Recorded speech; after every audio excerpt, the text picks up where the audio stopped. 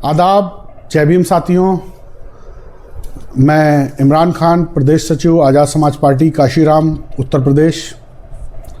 साथियों, जैसा कि आप सब लोग जानते हैं, उत्तर प्रदेश में 4 नवंबर 2025 से एसआईआर की प्रक्रिया चालू हो गई है। साथियों, मैं आपको बताना चाहता हूँ, ये एसआईआर की प्रक्रिया 2 चरणों में उत्तर प्रदेश में होगी। पहला चरण 4 नवंबर 2025 से 4 दिसंबर 2025 तक चलेगा और दूसरा चरण 9 दिसंबर 2025 से 9 जनवरी 2026 तक चलेगा। साथियों, पहले चरण में क्या होगा मैं आपको बता देता हूं। पहले चरण में जिन लोगों का नाम 2025 की वोटर लिस्ट में मौजूद है, उन व्यक्तियों के पास बीएलओ एक फॉर्म लेके आएंगे। मैं अभी फॉर्म भी आपको दिखा दूंगा किस तरीके का फॉर्म होगा। उस फॉर्म में आप सबको अपनी जानकारी भरनी है और किस तरीके से भरनी है मैं आपको ये इस वीडियो में बता दूंगा। और पहला चरण किस तरीके से होगा मैं आपको ये बता देता हूँ। साथियों, आप पहला चरण में एक बीएलओ आएगा। मुझे वो फॉर्म आज मिल चुका है, क्योंकि आज नहीं 1-2 दिन हुए हैं मुझे मिले हुए। मैं आपको बता देता हूँ, मैं आपको फॉर्म दिखा देता हूँ किस तरीके का फॉर्म होगा। ये देखिए, ये इस तरीके का फॉर्म है साथियों। ये फॉर्म बीएलओ द्वारा मुझको उपलब्ध कराया गया है। ये आगे से भी इसमें लिखा हुआ है, इसमें कुछ डिटेल्स पीछे भी लिखी हुई हैं। तो मैं आपको, क्योंकि इसमें मैंने अपनी जानकारियाँ, मैंने इसकी एक फ़ोटोकॉपी करी आप लोगों के लिए है। मैंने अपनी जानकारियाँ फ़ोटोकॉपी करके इसमें ब्लर कर दी हैं, जिसमें आपको समझा सकूँ मैं। तो इस फॉर्म के 2 हिस्से हैं, 3 हिस्से हैं। इसको कैसे भरना है वो मैं आपको बता देता हूँ। पहला हिस्सा आपको बिल्कुल भरना ज़रूरी है और 2 हिस्से किस तरीके से भरने हैं वो भी मैं आपको बता देता हूँ। इस फॉर्म में 3 हिस्से हैं। एक ये ऊपर का हिस्सा है, एक ये ऊपर का हिस्सा है। ये देखिए, मैं आपको मोड़ के दिखा देता हूँ। ये देखिए, और 2 हिस्से ये देखिए नीचे हैं इसके, एक बाईं तरफ, एक दाहिनी तरफ। ये ऊपर का ये जो हिस्सा है ये भरना अति आवश्यक है, ज़रूरी है। ये बिना भरे आपका फॉर्म मान्य नहीं होगा दोस्तों। तो मैं आपको जल्दी से समझा देता हूं कि कैसे ये होगा। दोस्तों,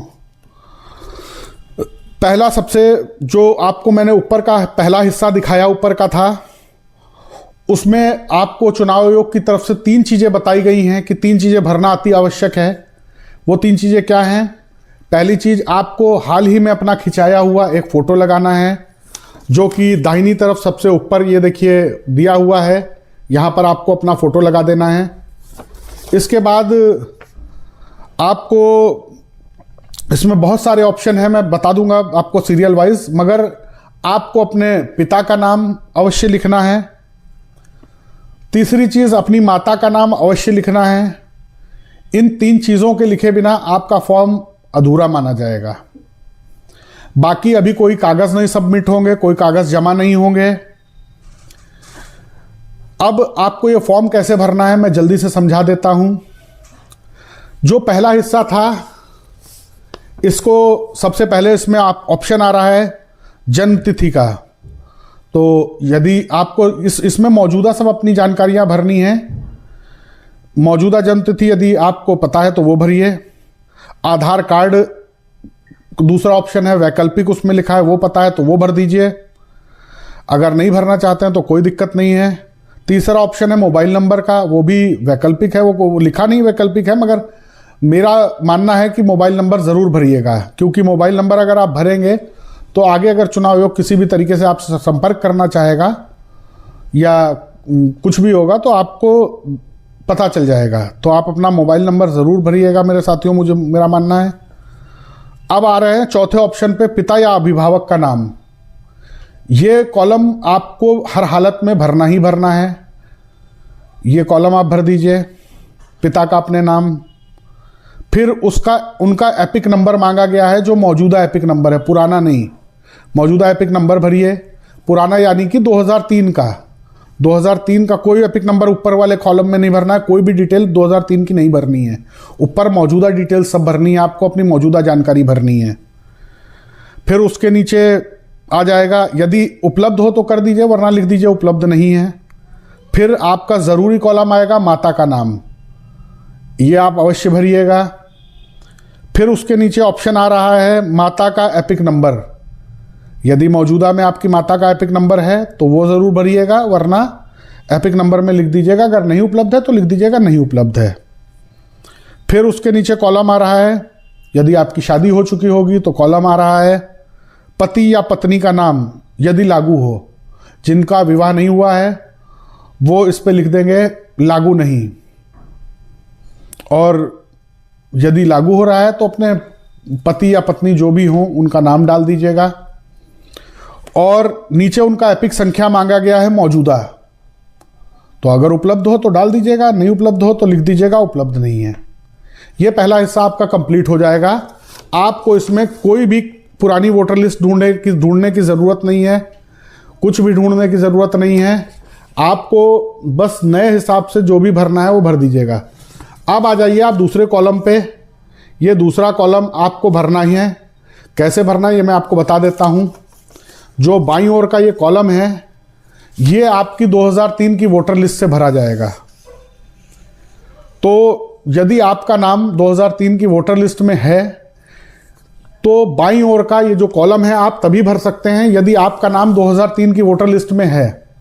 ये आपको कैसे पता चलेगा कि है कि नहीं है वोटर लिस्ट में, तो मैं आपको बता दूं, जहां तक मुझे जानकारी है आपके क्षेत्र के बीएलओ के पास 2003 की वोटर लिस्ट चुनाव आयोग ने उसको उपलब्ध कराई है। उनके पास आप जाइए और आप वोटर लिस्ट में अपना नाम ढूंढ सकते हैं और उसमें सारी डिटेल्स आपको मिल जाएंगी, वो आप देख के भर सकते हैं। और यदि आपको अपनी डिटेल्स नहीं मिलती तो मैं आगे बताऊंगा कैसे क्या करना है।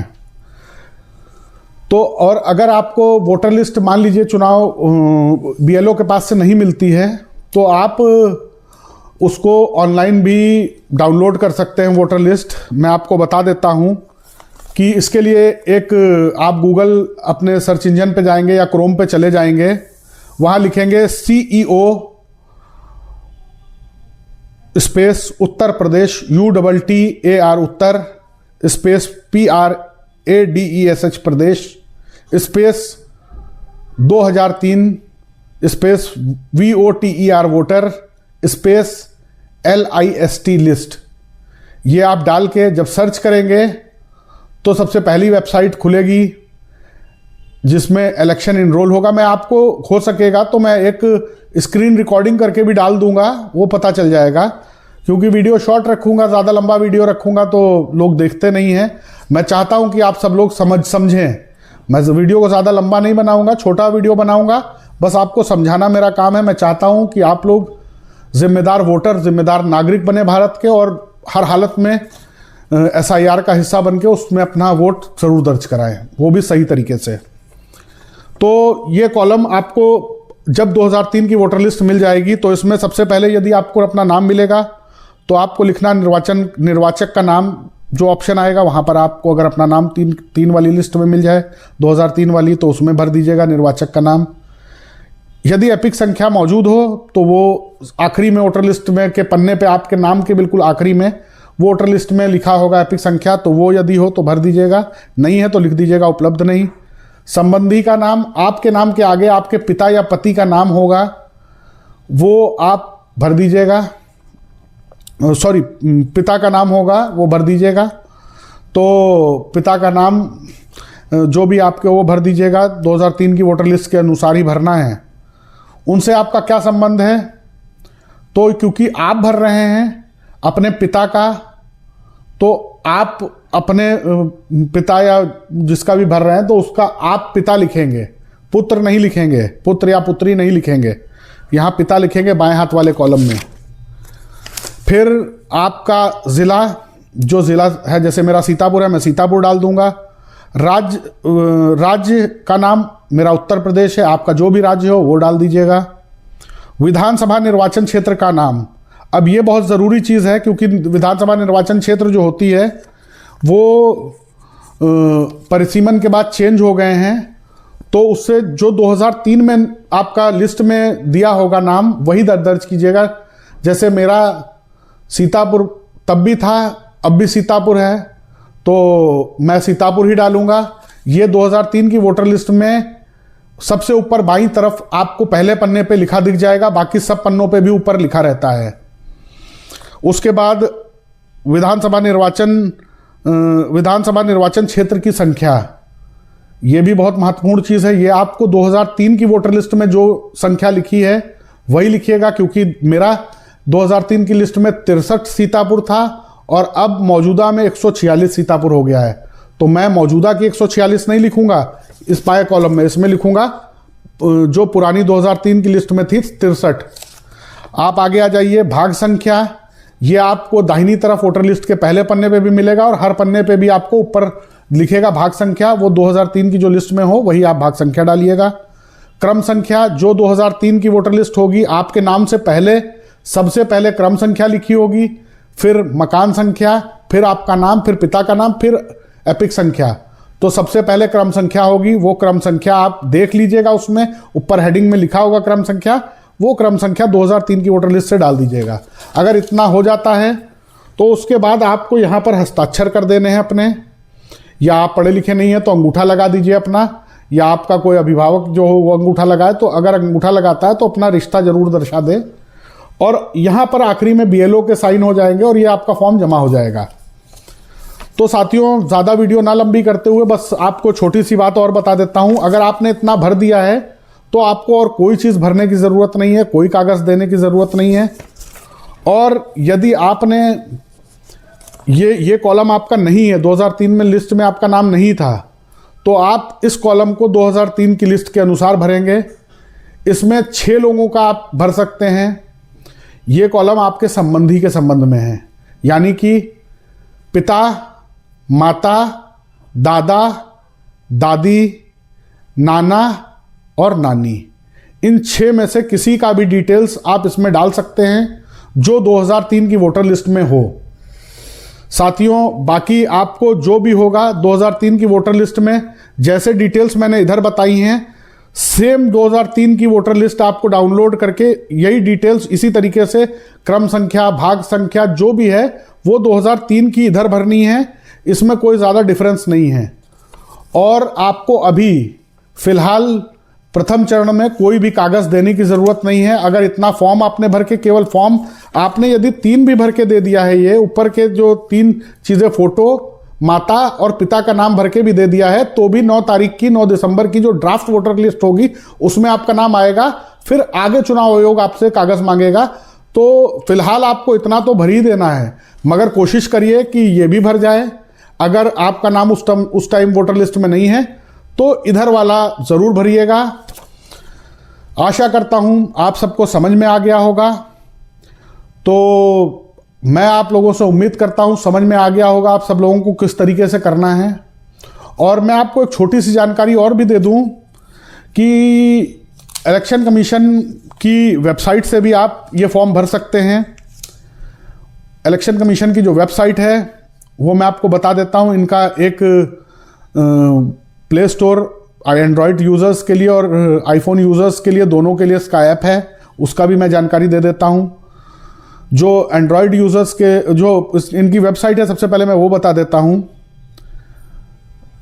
voters.eci.gov.in, ये तो इनकी वेबसाइट हो गई। इस पे जाकर भी आप फॉर्म भर सकते हैं, अपनी कंप्लेंट दर्ज करा सकते हैं, बीएलओ से बात करने का भी इस पे ऑप्शन है। और यदि आप उनकी एंड्रॉयड यूज़र हैं या आईफोन यूज़र हैं, तो दोनों में से कोई भी फ़ोन यूज़ करते हैं, एंड्रॉयड या आईफोन में से, तो आप इनकी जो ऐप है ECI-NET, ये डाउनलोड करके उसके थ्रू भी आप फॉर्म भर सकते हैं। तो आशा करता हूं आपको साथियों ये वीडियो बहुत अच्छा लगा होगा। मैं चाहता हूं, मेरा सिर्फ उद्देश्य था कि आप सब लोग जिम्मेदार नागरिक बने और अपना वोट सही तरीके से SIR के थ्रू ज़रूर दर्ज कराएं। इसी के साथ दोस्तों मैं अपनी बात को ख़त्म करता हूं। आदाब, जय भीम।